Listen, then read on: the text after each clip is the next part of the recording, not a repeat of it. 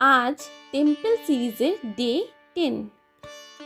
এই শিবনিবাসে রাজা কৃষ্ণচন্দ্রের রাজধানী স্থাপনের একটি কাহিনীও রয়েছে। মহারাজ কৃষ্ণচন্দ্র নসরত খাঁ নামক এক দুর্ধর্ষ ডাকাতকে প্রতিরোধ করতে মাঝদিয়ার কাছে এক গহন অরণ্যে উপস্থিত হন। ডাকাতকে দমন করে সেখানে তিনি এক রাত অবস্থান করেন।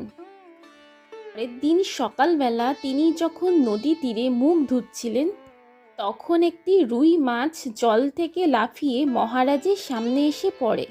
অনুলিয়া নিবাসী কৃষ্ণরাম নামক মহারাজের এক আত্মীয় তখন মহারাজকে বলেন, এ স্থান অতি রমণীয়, উপরন্তু রাজভোগ্য সামগ্রী নিজে থেকেই মহারাজের সামনে এসে উপস্থিত হচ্ছে, তাই এই স্থানে মহারাজ বাস করলে মহারাজের নিশ্চয়ই ভালো হবে।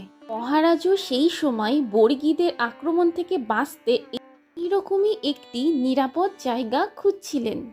স্থানটি মনোনীত হলে তিনি কঙ্কণাকারে নদী বেষ্টিত করে স্থানটিকে সুরক্ষিত করেন। সেখানে এই 108টি মন্দির ও সুন্দর রাজপ্রাসাদ নির্মাণ করেন এবং সেখানেই বসবাস করতে থাকেন।